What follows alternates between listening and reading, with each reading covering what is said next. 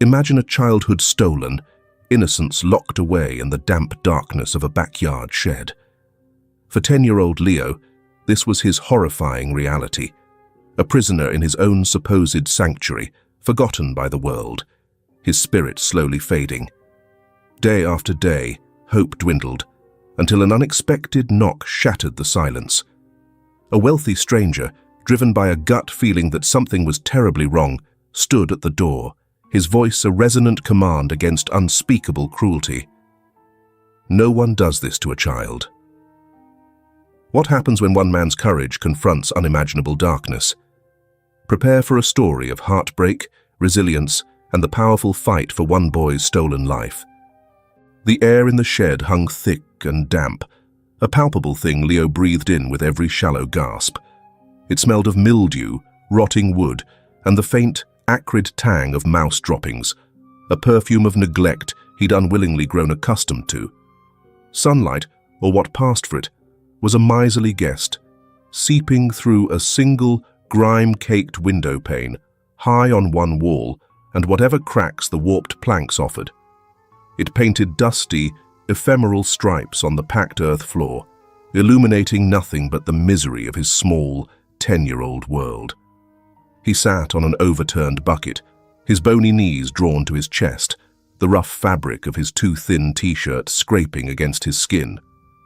This was home now. A prison, more like. It hadn't always been this way.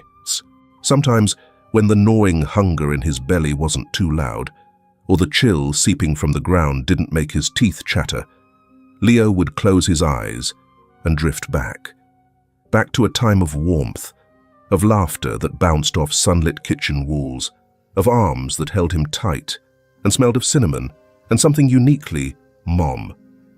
He remembered Dad's booming laugh, the scratch of his 5 o'clock shadow when he nuzzled Leo's neck, the way he'd swing him high. So high, Leo felt he could touch the puffy white clouds. Their house, a cozy blue clapboard with a porch swing and a yard full of Mom's unruly roses, had been a haven. Meals were noisy, loving affairs, story times were adventures, and bedtime prayers were whispered promises of a safe and happy tomorrow. Then the tomorrows had shattered. He didn't understand much about the accident, just the hushed, urgent phone calls, the wail of sirens that seemed to echo in his dreams for weeks. And then, the terrible, crushing silence. Aunt Carol, Dad's younger sister, had appeared like a figure emerging from a fog. Her face, usually set in a pinched expression he'd glimpsed at obligatory holiday gatherings, was artfully arranged into lines of sorrow. Her voice, normally sharp and quick, was now a low, sympathetic murmur. "Oh, my poor, poor boy," she'd cooed, pulling him into an embrace that felt stiff and unfamiliar. Her perfume was cloying, sweet and heavy, unlike Mom's light floral scent. "You'll come live with me, of course. We'll take care of each other. It's what your father would have wanted." In the blur of grief and confusion, Leo had clung to those words. Aunt Carol was family. She had to be safe. She had to be kind. The lawyer's office had been another bewildering experience.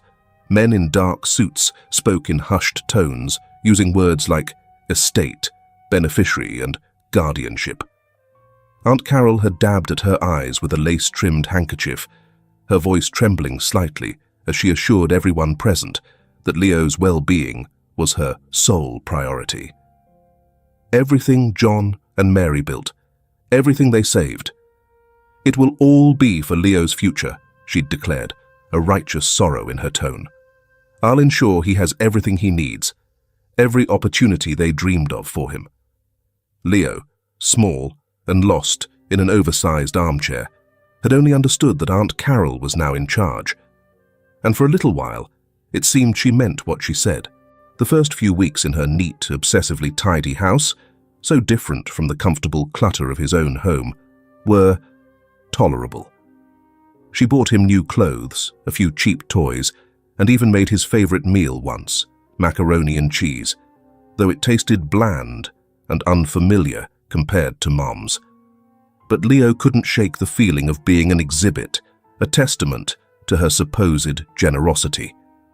When her friends came over, Carol would parade him out.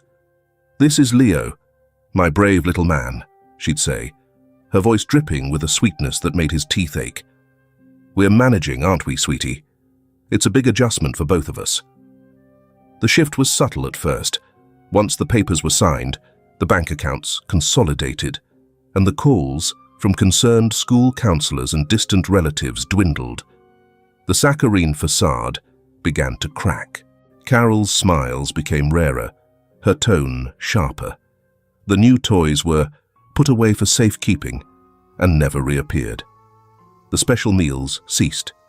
Instead, Leo often found himself eating leftovers or a hastily made sandwich, usually alone in the kitchen while Carol watched her television programs in the living room, the volume turned up high. "You need to learn to be more independent, Leo," she'd snap if he asked for help or company. "Life isn't all fun and games. Your parents, well, they spoiled you." The mention of his parents, once spoken with feigned reverence, now carried a hint of resentment. He started to notice her new clothes, the expensive-looking handbag she brought home one afternoon, the way she'd hum while browse catalogues for things he knew his parents could never have afforded. The inheritance his parents' legacy meant for his future was becoming Carol's present. Then came the day she stood in the doorway of his small guest room, her arms crossed, a look of strained patience on her face. "Leo, honey," she began, the endearment sounding like a warning. "The house needs some extensive repairs. We're a bit cramped as it is. I was thinking, the shed out back. It's quite sturdy. With a little fixing up, it could be your own special clubhouse. A place just for you." A clubhouse? He knew, with a cold dread that settled deep in his stomach, that this was no offer of a playful den. He looked at her, trying to find a flicker of the kindness she'd shown in those first few days, but her eyes were hard, like polished stones. "It'll be an adventure," she'd said, not meeting his gaze. The fixing up had consisted of Carol tossing an old moth-eaten mattress onto the dirt floor and handing him a thin blanket. The adventure was this, a slow descent into a life of cold, hunger, and a loneliness so profound it felt like a physical ache. The gilded promises had tarnished, revealing the bitter, cruel truth of Aunt Carol's heart, and Leo, a 10-year-old boy who had already lost everything, was now her prisoner, tucked away where the world couldn't see, and his future was being stolen, one chilling day at a time. Days in the shed bled into one another, marked only by the meager offerings of light and the irregular thud of a plate set down just inside the door, Aunt Carol's perfunctory deliveries. Leo learned to measure time by the rumbles in his stomach and the slow crawl of shadows across the grimy floor. Loneliness, a constant companion, pressed in on him. But Leo, in the resilient way of children, began to carve out a fragile existence within his prison's four walls. His treasures were few, scavenged from the shed's forgotten corners. There was Sir Reginald, a brave, one-legged plastic soldier, green and stoic, who became the valiant protector of their makeshift kingdom. A chipped teacup, its floral pattern faded, but still visible, became the royal chalice, sometimes holding a few precious drops of rainwater Leo collected when the roof leaked. His most cherished find was a tattered copy of Treasure Island, its pages yellowed and some missing, discovered stuffed between two loose floorboards. He couldn't read all the words, but the illustrations of pirates, ships, and faraway islands fueled his imagination, offering fleeting voyages beyond the shed's oppressive confines. He'd whisper his stories to Sir Reginald, elaborate tales of daring escapes and hidden riches. Sometimes, a fat brown spider that spun intricate webs in the corner became Charlotte, a wise and silent confidant. He'd tell her about his parents, his voice barely above a breath, the memories like fragile glass. Mum used to sing, he'd confide to the still arachnid, tracing patterns in the dust. She had a voice like sunshine, talking about them hurt, a deep, satisfying ache that reminded him they were real, that the love had been real. The shed had one small, dirt-streaked window, too high for him to see out of clearly unless he precariously balanced on the overturned bucket. From this precarious perch, he could snatch glimpses of the world he was no longer part of. He'd see the Henderson kids from next door, their laughter carrying on the breeze as they chased each other across their green lawn, their brightly colored bikes glinting in the sun. Sometimes, the tantalizing jingle of the ice cream truck would drift down the street, a sound that made his mouth water and his heart ache with a longing so sharp it felt like a physical blow.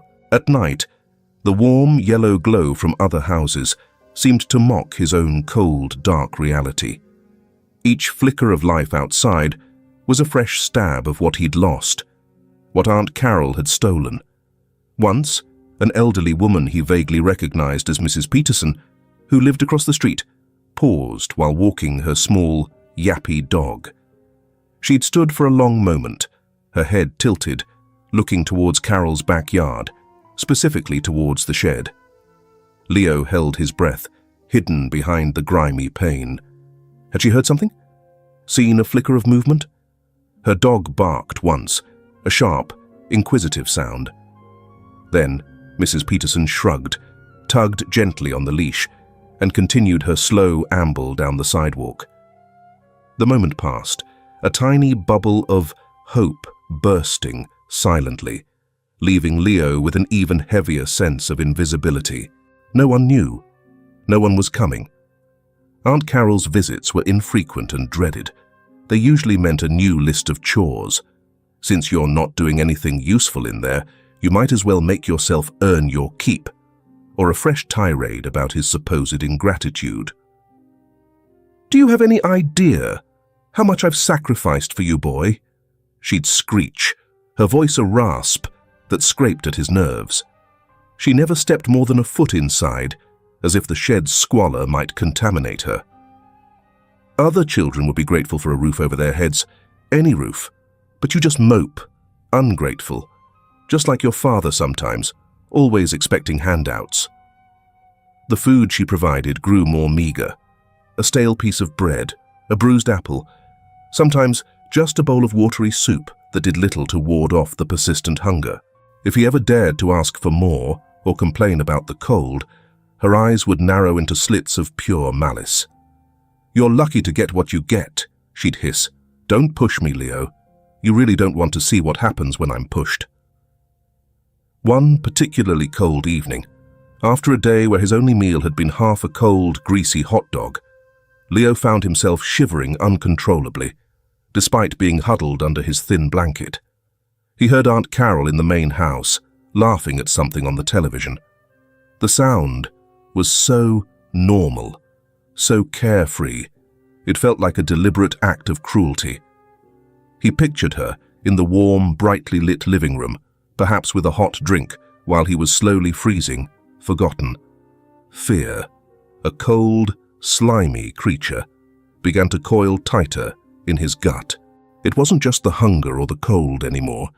It was the dawning, terrifying realization of his utter helplessness, of Aunt Carol's boundless capacity for cruelty.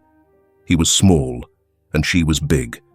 He was alone, and she held all the power. He clutched Sir Reginald tight, the plastic soldier's sharp edges digging into his palm. "We'll be okay," he whispered into the darkness, more to convince himself than his inanimate friend. "We just have to be brave, like a pirate finding a secret cove."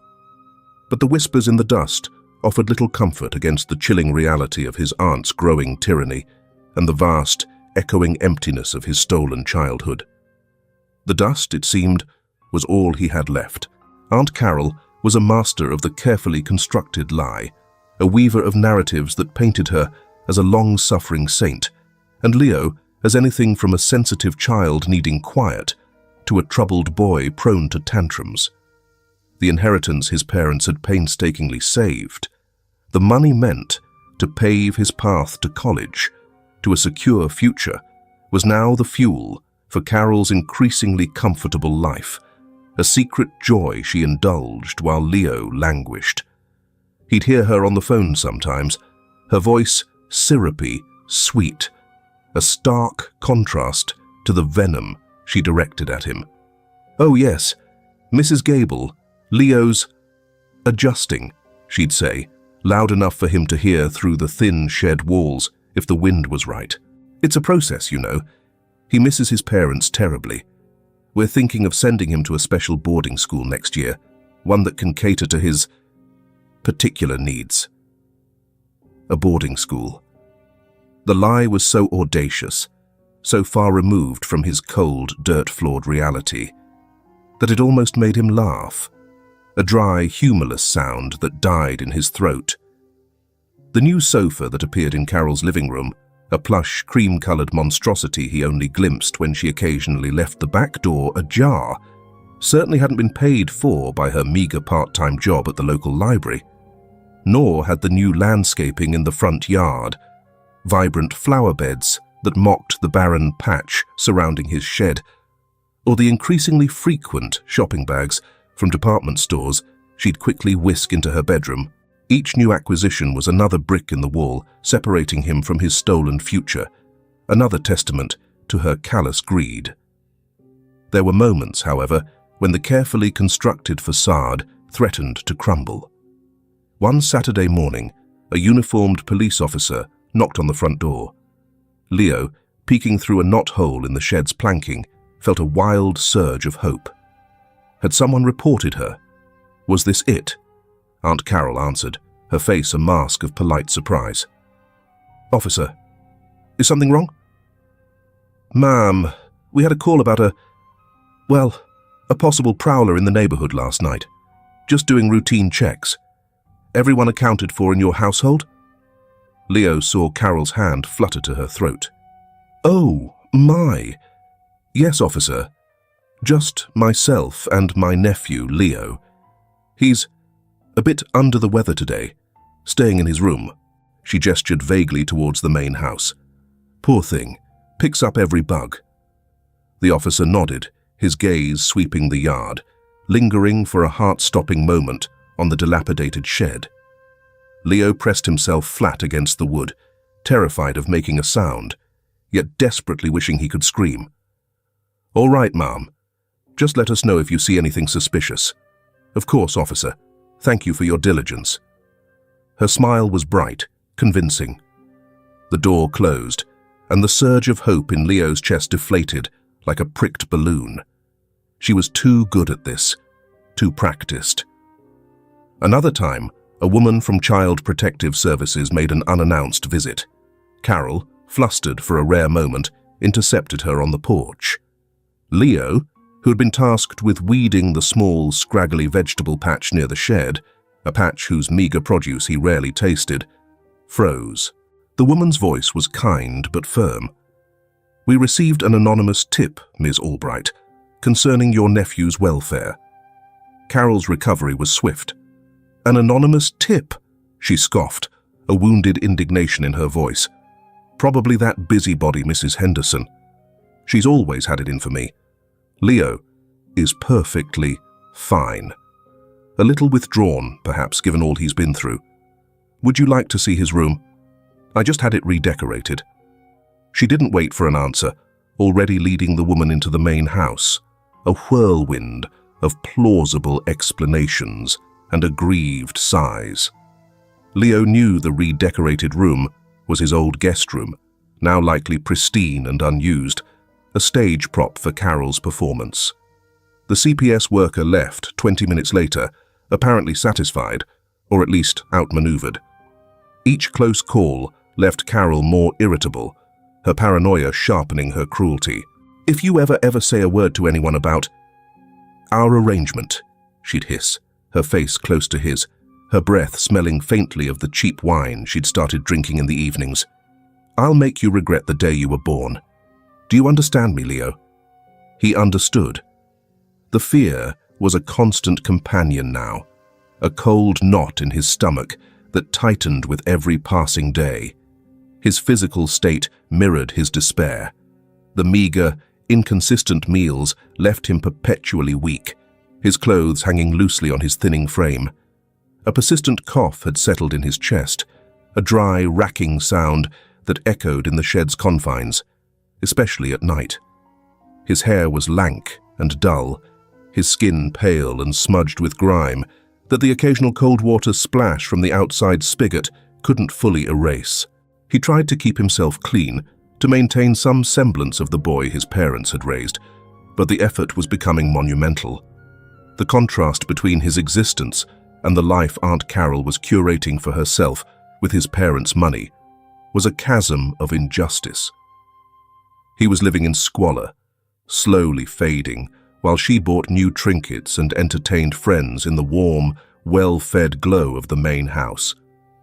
His future, the education, the opportunities, the very life his parents had envisioned for him, was being devoured by her selfishness, one secret, stolen dollar at a time.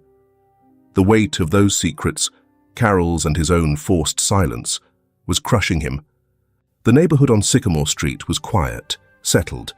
Houses were mostly well kept, lawns mowed, the kind of place where people waved from their porches, but largely kept to themselves. It was into this suburban tableau that Arthur Harrison arrived, not as a new resident, but as a man considering a local business investment that required him to survey the area periodically over several weeks. He was a man of keen observation, a habit honed by years in competitive business, and it was this attentiveness that first drew his eye to the slightly off-kilter property halfway down the block, number 217, Carol Albright's residence. It wasn't overtly derelict, not like some houses he'd seen in his time. The front yard, as Leo had noticed, was newly, if somewhat garishly, landscaped. But there was an air of curated neglect about the place. The curtains in the main house were often drawn, even on bright sunny days, lending it a secretive, shuttered feel. And then there was the shed. From his car, parked discreetly down the street during one of his observational drives, Mr. Harrison noted the shed repeatedly. It was an anomaly. Most sheds in the neighborhood were tidy affairs, housing lawnmowers and gardening tools, perhaps a bicycle or two. This one, set far back in the yard, looked dilapidated, almost forgotten, its paint peeling, one side visibly sagging. Yet, he'd occasionally see the woman who lived there, Ms. Albright, approach it, her movements quick, almost furtive, before she'd retreat back into the main house. It was an odd focal point for such brief, almost reluctant attention. One late afternoon, as dusk was beginning to settle, painting the sky in hues of orange and purple, Mr. Harrison was making a slow pass. He saw Ms. Albright emerge from her back door, carry a small plate towards the shed, leave it just inside the doorway without entering, and then hurry back.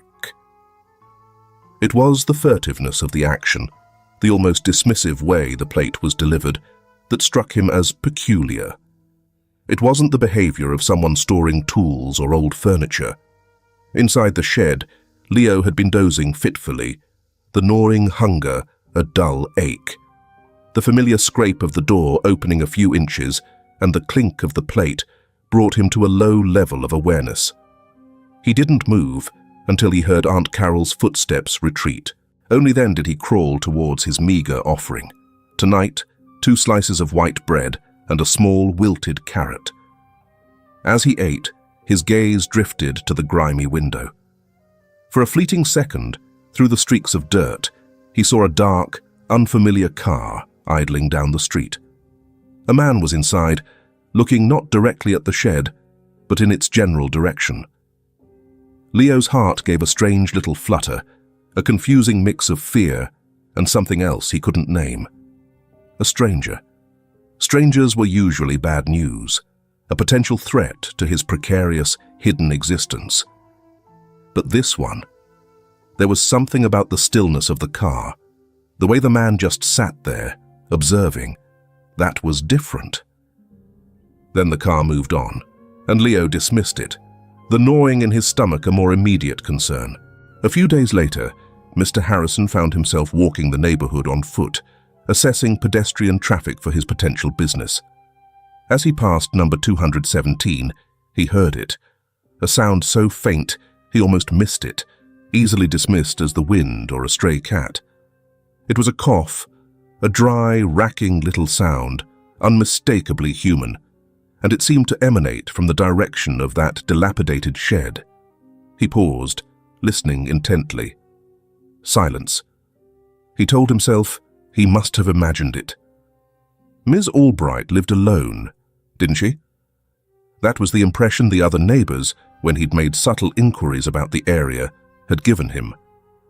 Carol Albright. Oh, she keeps to herself mostly. Lives there with her nephew, I think, though no one's seen much of the boy lately. Poor thing. Lost his parents, you know. The nephew, the boy no one had seen much of lately. The shed. The following week, Mr. Harrison was again in his car, a file of zoning regulations on the passenger seat, when he saw something that made him sit bolt upright. A small, pale hand, smudged with dirt, appeared for a mere instant in a narrow gap between two warped planks of the shed wall, reaching out as if to feel the air, before quickly retracting. It was a child's hand. There was no mistaking it. A cold dread, sharp and unwelcome, pierced through Arthur Harrison's professional detachment. The drawn curtains, the furtive trips to the shed, the cough, the boy no one saw, and now a child's hand reaching out from that wretched structure. These weren't just quirks of a reclusive woman, these were pieces of a puzzle, and the picture they were forming was deeply disturbing. He didn't know what was happening at 217 Sycamore Street, not yet, but a seed of profound unease had taken root. The faint knock of suspicion had grown into a persistent thrum of concern. He found himself driving by more often, his observations no longer casual, but focused, his mind racing through possibilities, each one more unsettling than the last. Someone, it seemed, needed help. And the thought that it might be a child, trapped and hidden away, began to weigh heavily on his conscience. The distant hope Leo hadn't even dared to fully form was, unknowingly, beginning to find a potential anchor.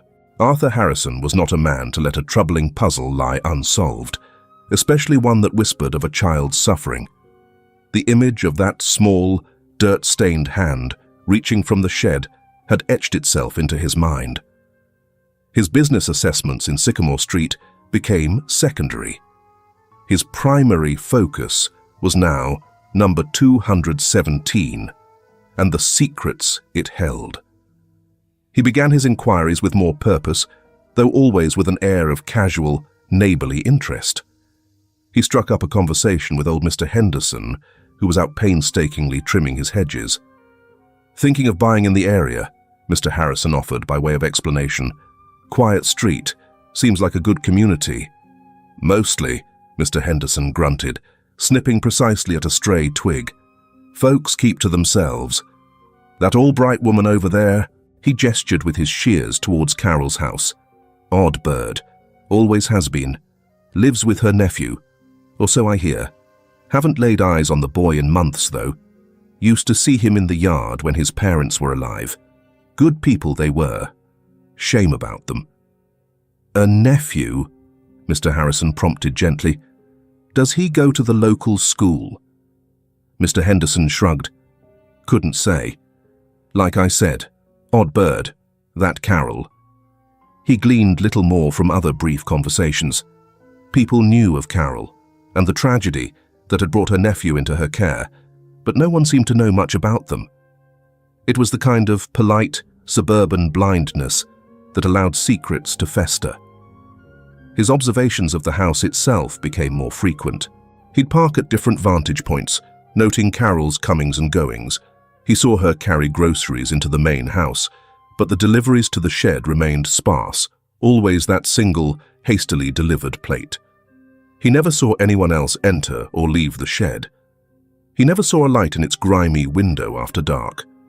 One afternoon, Steeling himself, Mr. Harrison walked directly up Carol Albright's driveway just as she was retrieving her mail. He offered his most disarming smile. "Excuse me, Miss Albright." Carol turned. Her eyes, a pale, washed-out blue, narrowed slightly. "Yes?" "Arthur Harrison. I'm looking at some commercial properties nearby, and I couldn't help but admire your unique garden shed." He gestured vaguely. "Quite the rustic charm. Do you use it for storage, or perhaps a workshop?" Carol's lips thinned. A flicker of something, annoyance, suspicion, crossed her face before being smoothed away. "It's just an old outbuilding, full of junk mostly. I keep meaning to have it torn down." Her voice was brittle. "Ah, I see," Mr. Harrison said, his gaze lingering on the shed for a fraction of a second too long. "Well, lovely to meet you." "You too," she replied, the words clipped, already turning back towards her front door, a clear dismissal. The brief interaction confirmed his suspicions. Her defensiveness was palpable. She was hiding something, and it was almost certainly in that shed. Meanwhile, inside the shed, Leo's world had become a heightened state of desperate awareness. He'd seen the dark car more frequently, the man with the kind, worried face watching. He didn't understand it, but a sliver of impossible hope, fragile as a butterfly's wing, had begun to beat within his chest. Could this man? Could he help? Driven by a surge of desperation that momentarily overrode his ingrained fear, Leo decided to take a terrible risk. He had one treasure he'd kept hidden even from Sir Reginald, a small, brightly colored marble, a vibrant swirl of blue and yellow, a relic from his old life. One afternoon, when he heard Aunt Carol's car pull away from the house, he scurried to the crack in the wall he knew faced the street. His heart hammered against his ribs. Peeking out, he saw the man's car parked further down. With trembling fingers, Leo pushed the marble through the crack. It landed softly in the overgrown grass just outside the shed wall, a tiny, almost invisible speck of color against the drabness. It was a foolish gesture, a child's desperate message in a bottle, but it was all he had. Carol, for her part, was not oblivious. She'd noticed the unfamiliar car, the man who seemed to be paying too much attention to her property. Her natural paranoia, always simmering beneath the surface, began to boil. She became more watchful, her temper even shorter. "What have you been doing in here, huh?" she snarled at Leo one evening, her eyes scanning the shed's interior with suspicion. "Talking to someone. Trying to get attention." Leo shook his head, cowering. No, Aunt Carol. "You better not be," she warned, her voice dangerously low.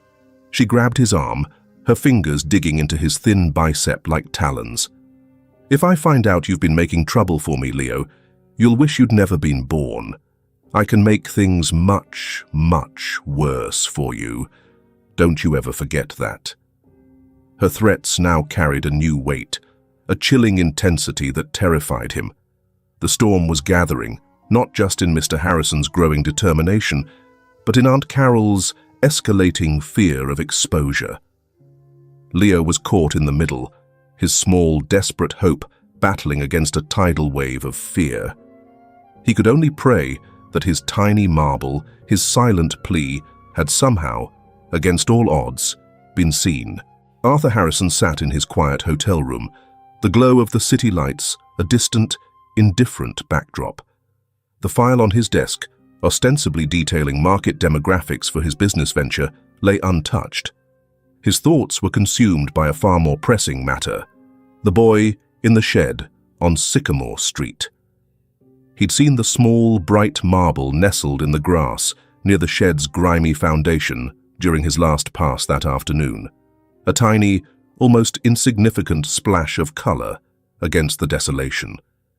Yet it felt like a shout, a desperate signal flare, a child's last, hopeless plea. He had replayed every observation, every overheard snippet, every gut feeling. the furtive trips Carol Albright made to the shed, the boy's almost spectral absence from any normal childhood activity, the fleeting glimpse of that small hand, the nearly invisible marble. It all painted a grim, undeniable picture. He could call Child Protective Services anonymously, of course. That was the sensible, detached route. But what if they were slow to act? What if Carol, with her practiced deceptions, managed to fool them again, to hide Leo, or explain away the situation before they could intervene effectively? The thought of that child enduring even one more day, one more night, in that hovel under that woman's cruel dominion, was intolerable. Number tomorrow morning, he would go there himself. He would knock on Carol Albright's door, and he would not leave until he saw the boy, until he knew the truth. If the situation was as dire as he suspected, he would call the police from her doorstep. It was a risk. She could accuse him of trespassing, of harassment. But the potential cost of inaction was far, far greater. His decision made, a heavy sort of calm settled over him, the grim resolve of a man about to walk into a storm. For Leo, that night was an eternity of cold, and a despair so profound it felt like a physical weight pressing down on his small chest, making each breath a labored effort. Earlier that evening, Carol had been in a particularly foul mood. Perhaps her wine hadn't been to her liking, or a bill had arrived that her pilfered funds couldn't quite cover. She had stormed out to the shed, not with food, but with fury. A small stack of old newspapers Leo had been using to try and insulate a corner against the drafts had displeased her. "What is this mess?" she'd shrieked, her voice cracking. "Are you trying to burn the place down, you stupid boy? Attract vermin?" She'd kicked the papers, scattering them across the dirt floor, before grabbing Leo by the collar of his thin shirt. "You're more trouble than you're worth.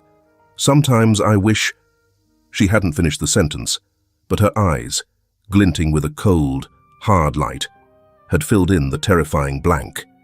She'd shoved him hard, sending him stumbling back against the rough wooden wall, his head cracking against a protruding nail. Pain, sharp and immediate, had exploded behind his eyes.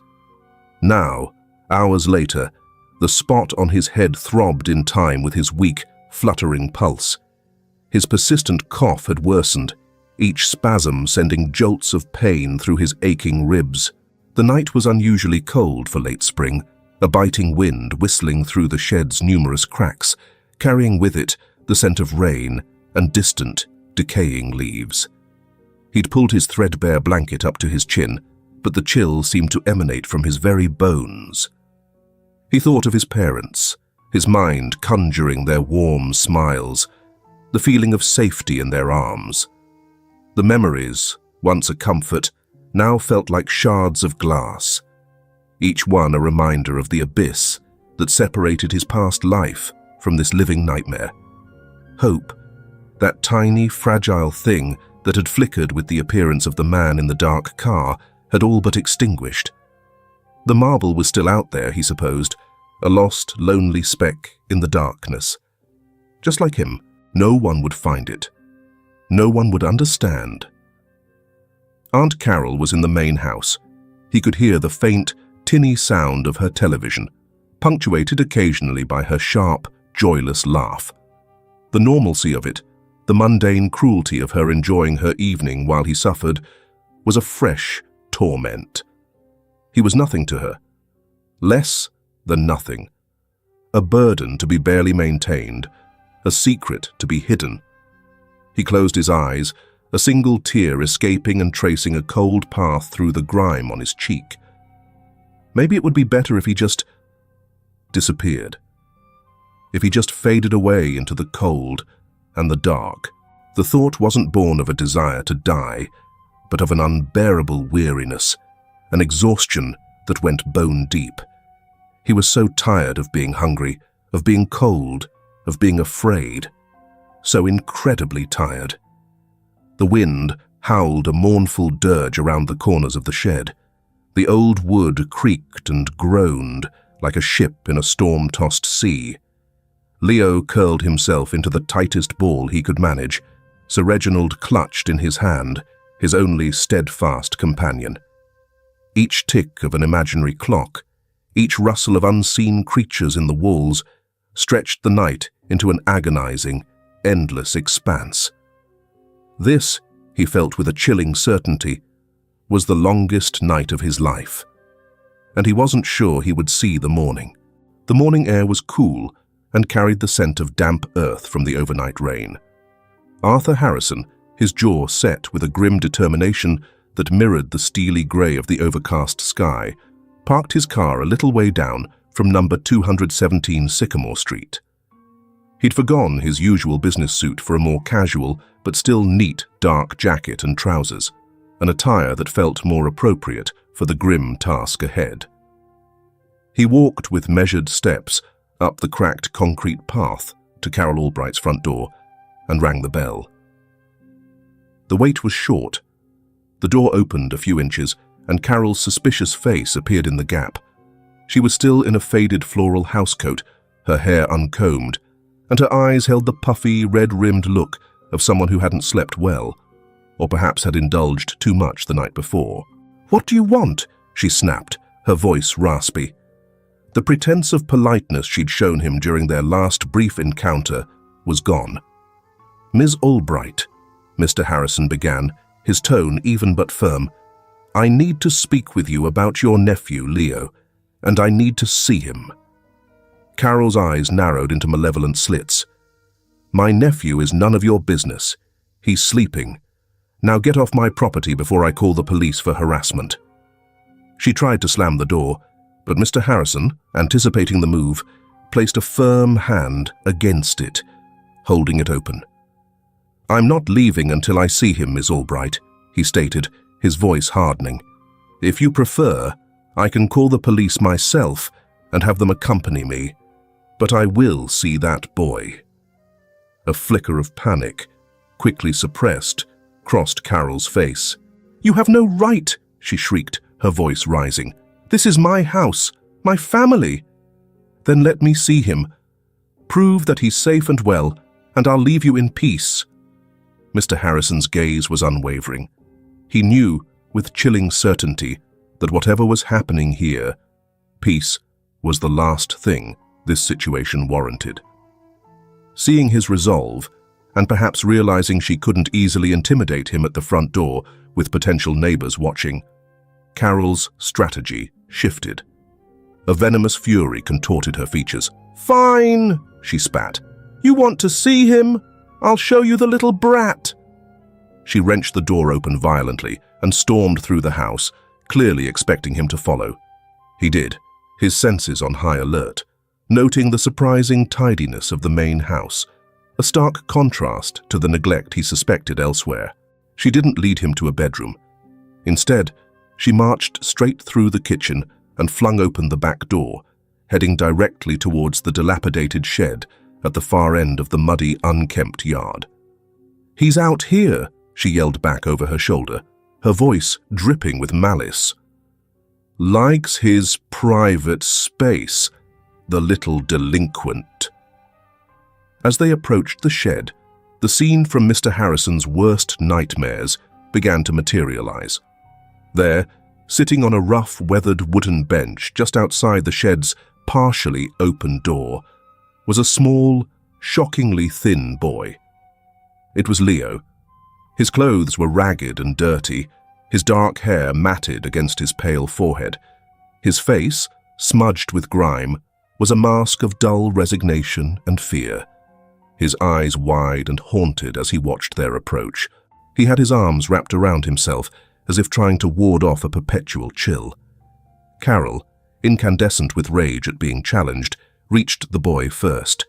She gestured furiously towards him, then spun to face Mr. Harrison as he drew near, her body practically vibrating with aggression. "There!" she screamed, her arm jabbing towards Leo, then swinging to point an accusing finger directly at Mr. Harrison. "You see? He's fine. Just a difficult, ungrateful child who doesn't appreciate anything I do for him. Now, get out!" Her face was a mask of fury, her mouth open in a harsh, accusing yell. Mr. Harrison stopped a few feet away, his gaze taking in the horrific reality. Leo's emaciated frame, the visible tremor in his small hands, the raw-looking scrape on his temple. The shed itself, up close, was even worse than he'd imagined. Rotting planks, a door hanging precariously on one hinge, the pervasive smell of damp and decay. He saw Carol, poised like a cornered animal, ready to defend her squalid kingdom. His heart clenched with a potent mixture of profound sorrow for the boy and a cold, burning anger towards the woman. He raised a hand, palm out, a deliberate calming gesture meant to halt Carol's tirade, to physically and metaphorically stop her. "That's enough, Ms. Albright," he said, his voice low, but carrying an undeniable authority that cut through her screeching. His eyes met Leo's. For a moment, the boy's vacant stare flickered with something unreadable. Confusion, perhaps a dawning, terrified spark of something akin to hope. Carol, however, was far from finished. She started towards Leo, her hand raised, as if to grab or strike him. "Don't you look at him. He's just trying to cause trouble for me, the little liar." "Don't you touch him," Mr. Harrison commanded, his voice now like steel. He took a step forward, placing himself partially between Carol and the boy. He looked directly at Carol, his face a study in controlled outrage, his eyes blazing with a righteous fury that made her recoil slightly. He had seen enough. More than enough. The words, when they came, were not shouted, but they resonated across the wretched yard with the force of a thunderclap, each syllable dripping with condemnation and a fierce, protective anger. "No one," Mr. Harrison declared, his voice ringing with utter conviction, "does this to a child." The declaration hung in the air, absolute and damning. Carol froze, her mouth falling agape, the furious accusations dying on her lips. For the first time, raw, unadulterated fear flashed in her eyes. Leo, who had flinched when Carol moved towards him, slowly lifted his head, his gaze fixed on Mr. Harrison, a silent, unasked question in his haunted eyes. The storm had broken. Mr. Harrison's powerful declaration hung in the damp morning air, silencing even the birds for a moment. Carol Albright stood frozen, her face a ghastly tableau of disbelief and dawning terror. The fight seemed to drain out of her, replaced by a palsied trembling that started in her hands and quickly spread. Without taking his eyes off her, Mr. Harrison reached into his jacket pocket and retrieved his cell phone. His movements were calm, deliberate. "I'm calling the police, Miss Albright, and Child Protective Services. They'll want to hear your explanation for this arrangement." No, you can't," Carol stammered, her voice a mere whisper of its former shriek. He's my nephew. I'm his guardian. It's a misunderstanding. He's a difficult child, I tell you." "Save it for them," Mr. Harrison said coolly, already dialing. He gave the dispatcher their address and a concise, chilling summary of the situation. "Yes, an officer needs to come immediately, and an ambulance for the child would be advisable. He appears severely neglected." While he spoke, his gaze softened as it rested on Leo, who still sat huddled on the bench, watching the incredible scene unfold with wide, unblinking eyes. The boy looked like a startled fawn, poised between flight and an unbearable, fragile hope. It felt like an eternity, but was likely no more than 10 minutes before the wail of sirens, faint at first, then growing rapidly louder, pierced the quiet street. 2 police cruisers and an ambulance pulled up curb, their flashing lights painting strokes of red and blue across the neighboring houses, drawing curious faces to windows. 2 uniformed officers, a man and a woman, approached the backyard, their expressions grimly professional as they took in the scene. Mr. Harrison standing protectively near the shed, a visibly distressed Carol Albright, and the small, frail boy on the bench. "What's going on here?" the male officer asked, his voice calm but authoritative. Mr. Harrison quickly explained, his account clear and damning. Carol, meanwhile, had begun to weep, a theatrical, self-pitying display. "It's not what it looks like. He's lying. I've done my best for him. My very best." The female officer, Officer Evans, knelt gently before Leo, her voice soft. "Hello there," she said, her smile kind. "My name is Maria. What's your name, sweetie?" Leo swallowed hard, his gaze darting from the officer to Mr. Harrison, as if seeking permission. Mr. Harrison gave a small, encouraging nod. "Leo," he whispered, his voice raspy from disuse and his persistent cough. "Well, Leo," Officer Evans continued, "we're here to help you. You're safe now. Are you hungry?" Leo's eyes, huge in his thin face, seemed to grow even wider at the question. He nodded slowly, a profound, childlike honesty in the simple gesture. While Officer Evans spoke with Leo, her partner and Mr. Harrison engaged with Carol. Her protestations of innocence crumbled under the weight of the evidence before them, Leo's condition, the squalor of the shed. Paramedics gently approached Leo, their professional kindness a stark contrast to the years of neglect he had endured. One of them, a woman with warm eyes, offered him a small juice box and a soft blanket, which he clutched as if it were treasure. As the paramedics assessed Leo, noting his malnutrition, dehydration, and the ugly bruise on his head, Mr. Harrison took Officer Miller aside. "Officer," he said in a low voice, "there's something else. I have strong reason to believe Ms. Albright became Leo's guardian to gain control of a significant inheritance left by his parents. Given the boy's condition and her own apparent comfort, I suspect financial malfeasance as well. It's something that should be thoroughly investigated." Officer Miller's expression hardened further. "We'll definitely look into that, sir. Thank you." The process of removing Leo from that terrible place was handled with a gentleness that was almost overwhelming for him. He flinched when a paramedic tried to take his blood pressure, his body conditioned to expect pain from adult touch. But their patient reassurance, Mr. Harrison's steady presence nearby, and Officer Evans's calming words slowly began to penetrate the layers of fear. Wrapped in the soft blanket, sipping the sweet juice, Leo was gently guided towards the ambulance. As he passed the main house, he took what felt like his first real breath of fresh air in years. It was cool, clean, and filled with the scent of damp grass and distant exhaust fumes. The smell of the outside world, a world he was rejoining. It was the scent of freedom. The last thing he saw as they helped him into the ambulance was Aunt Carol, her face pale and streaked with tears, real ones this time, tears of fear and dawning retribution. One of the officers was reading her rights, her hands cuffed behind her back. A small, fierce part of Leo felt a flicker of something that wasn't fear, something almost like satisfaction. But mostly, he just felt tired, and a strange, tremulous lightness he didn't recognize. Mr. Harrison assured Leo he would meet him at the hospital.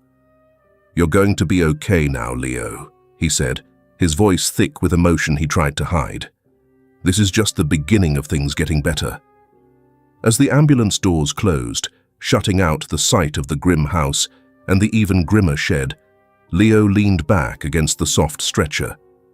The siren, a sound that had once signified disaster, now seemed to herald a rescue. He was out. He was safe. The darkness of the shed was behind him, and ahead, though uncertain, was a glimmer of light, a promise of a world where kindness might actually exist. The first breath of freedom was a fragile, precious thing. The fluorescent lights of the hospital felt harsh and alien after the perpetual gloom of the shed.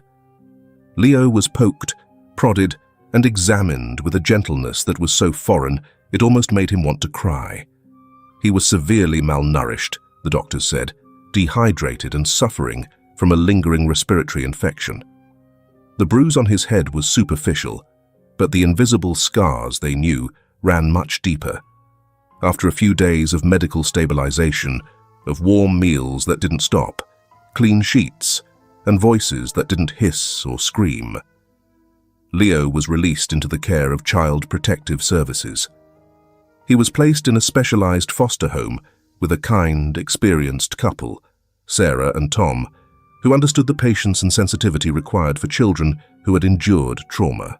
Their house was quiet, filled with soft colors and the comforting aroma of freshly baked cookies. It was, in every way, the antithesis of Aunt Carol's cold, sterile home and the horrors of the shed. The first few weeks were a blur of tentative steps. Leo rarely spoke above a whisper. Sudden noises made him jump, and he'd hoard small pieces of food under his pillow, a habit ingrained by constant hunger. Nightmares were frequent, snatching him back to the cold, dark shed, leaving him trembling and slick with sweat.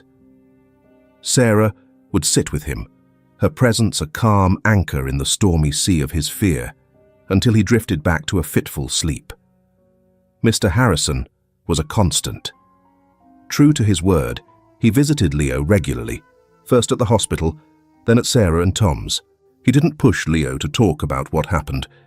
Instead, he brought simple picture books, a small sketch pad, and colored pencils, and sometimes just sat with him in comfortable silence.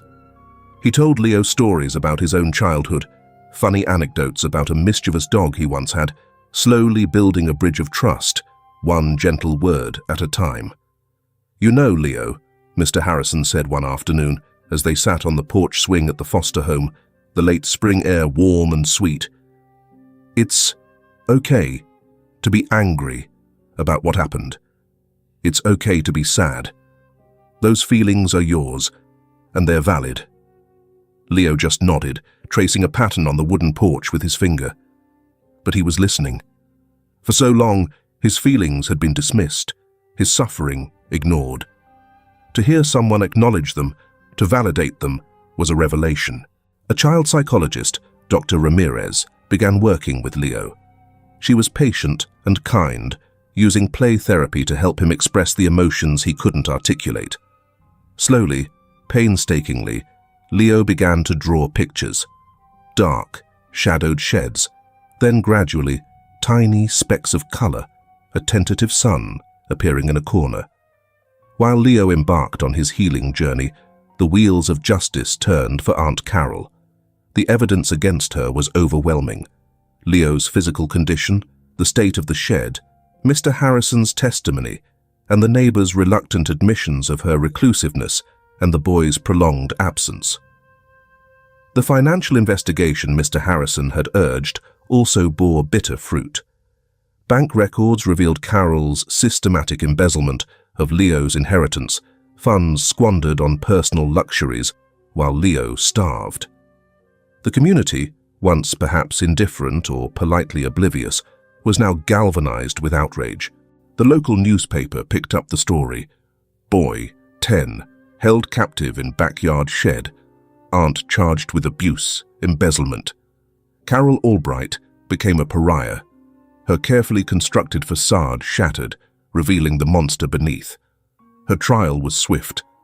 Faced with irrefutable evidence and a stony-faced jury, Carol's attempts to portray herself as a victim, a stressed guardian, overwhelmed by a difficult child, fell flat. She was found guilty on multiple counts of child endangerment, neglect, and felony embezzlement. The judge, her voice ringing with unconcealed disgust, sentenced her to a significant prison term, ensuring she could no longer harm Leo or anyone else. She also ordered full restitution of the stolen funds, though recovering them would be a separate, lengthy legal process that Mr. Harrison quietly vowed to oversee on Leo's behalf. When Mr. Harrison told Leo about the verdict, he explained it simply. "Aunt Carol did very bad things, Leo, and now she has to face the consequences. She won't be able to hurt you anymore." Leo listened, his expression unreadable for a long moment. Then he looked up at Mr. Harrison, a flicker of something new in his eyes. "Good," he whispered. It was a small word, but it carried the weight of immense suffering and a dawning sense of justice. Slowly, Leo began to reclaim pieces of his stolen life. He started attending a local school, initially with a dedicated aide, but gradually his confidence grew. He made a tentative friend, a quiet boy named Sam, who shared his love for drawing. He discovered the joy of a public library, the thrill of choosing his own books. He even started to laugh again, small, hesitant sounds at first, then fuller, more joyful expressions that brought tears to Sarah's and Tom's eyes. The path ahead was still long. The wounds, both visible and invisible, would take time to fully mend. But with the unwavering support of Mr. Harrison, the patient care of his foster parents and therapist, and his own quiet, resilient spirit, Leo was no longer just surviving. He was beginning to heal. He was learning to trust, to hope, and to believe that a brighter future, a future his parents had dreamed for him, might still be possible. The stolen pieces of his life were, one by one, being painstakingly reclaimed. 2 years can feel like a lifetime, especially to a child who has navigated the darkest corridors of fear and neglect. For Leo, now 12, those 2 years had been a period of profound transformation, a steady climb from shadow into sunlight. The haunted, hollow-eyed boy from the shed was gone, replaced by a youth who, while still carrying the quiet etchings of his past, now met the world with a budding confidence and an infectious, rediscovered joy. His laughter, once a rare and hesitant sound, now came more easily, especially when he was with Mr. Harrison, or Arthur, as Leo had tentatively begun to call him, at Arthur's gentle insistence. After many months of navigating the complex legal and emotional pathways, Arthur Harrison had officially become Leo's legal guardian, and more importantly, his family. The sprawling, somewhat empty house Arthur owned had gradually transformed into a home, filled with Leo's bright, imaginative drawings taped to the refrigerator, the comforting clutter of his schoolbooks on the kitchen table, and the sound of their shared conversations. The scars, of course, remained. Leo still sometimes woke with a start in the dead of night, the phantom chill of the shed clinging to him. But now, instead of facing the darkness alone, he knew Arthur was just down the hall, a steady, reassuring presence. He knew that a kind word, a comforting hand, was always available. He no longer hoarded food, and his trust in the world, though selectively given, was genuine. His physical health had blossomed under consistent care and nutrition. He'd grown taller, his limbs no longer stick-thin, his cheeks holding a healthy color. He'd discovered a love for baseball, joining a local Little League team, cheered on enthusiastically from the sidelines by Arthur, who, despite his limited knowledge of the sport, quickly became its most ardent student for Leo's sake. He was doing well in school, his natural curiosity finally allowed to flourish, his artistic talents encouraged by both his teachers and Arthur. The funds recovered from Aunt Carol's misuse, meticulously managed by Arthur and a financial advisor, were secure, earmarked for Leo's future education, a future that now seemed boundless with possibilities. The weight of that stolen inheritance, once a symbol of betrayal, had been transformed into a tool for empowerment. Sometimes, looking at Leo as he animatedly recounted his day at school or meticulously worked on a new drawing, Arthur Harrison would feel an overwhelming sense of gratitude and a quiet joy that resonated deeper than any business success he'd ever achieved. Saving Leo hadn't just been about rescuing a child. It had, in many ways, rescued a part of Arthur himself, filling a void he hadn't fully acknowledged until Leo's bright, resilient spirit began to illuminate his life. He'd found a purpose beyond boardrooms and balance sheets, a profound human connection that had become the cornerstone of his world. One crisp autumn afternoon, Leo and Arthur were raking leaves in their yard, the air filled with the earthy scent of fall and the satisfying crunch of golden-brown foliage underfoot. Leo, His face flushed with exertion, paused, and looked up at the brilliant blue sky. "Arthur," he said, his voice thoughtful, "do you think Mom and Dad, do you think they know I'm okay now?" Arthur stopped his raking and put a hand on Leo's shoulder, his expression gentle. "I absolutely believe they do, Leo," he said softly. "I think they see how strong and kind and smart you're becoming, and I think they're incredibly proud, just like I am." A small, genuine smile touched Leo's lips. He leaned into Arthur's side for a moment, a comfortable, unspoken acknowledgement of the bond between them. Then he grabbed a huge pile of leaves and, with a mischievous glint in his eye, tossed them playfully at Arthur, his laughter ringing out, clear and unrestrained. Arthur, feigning outrage, retaliated, and soon the yard was a flurry of flying leaves and joyful shouts, two figures silhouetted against the setting sun, a portrait of a hard-won, deeply cherished peace. The story of the boy in the backyard shed, once a tale of unimaginable cruelty and despair, had become a testament to the resilience of the human spirit and the transformative power of kindness. It was a stark reminder that darkness could, and often did, exist, but also a powerful affirmation that a single, determined light could pierce through it, offering hope and a pathway to healing. Leo's future was no longer a stolen, shadowy thing. It was bright, open, and entirely his to shape. He knew there would be challenges, moments when the echoes of the past might resurface. But he also knew he wasn't alone. He had love, he had security, and he had the unwavering support of a man who had stepped out of the ordinary to do something extraordinary.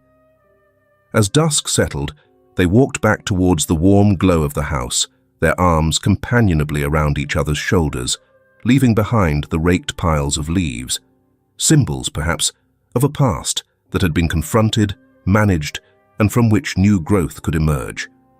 A new dawn had broken for Leo, and his future, once a faint, distant hope, was now a vibrant, tangible reality, shining brightly before him. And that brings us to the end of Leo's journey.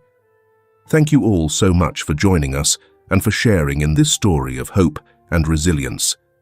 Your support means the world. We hope this story touched your heart and served as a reminder of the strength of the human spirit and the incredible impact a little kindness can have. Until next time, please take good care of yourselves and each other. Wishing you all health, happiness, and many wonderful moments ahead. Stay safe, and we'll see you soon.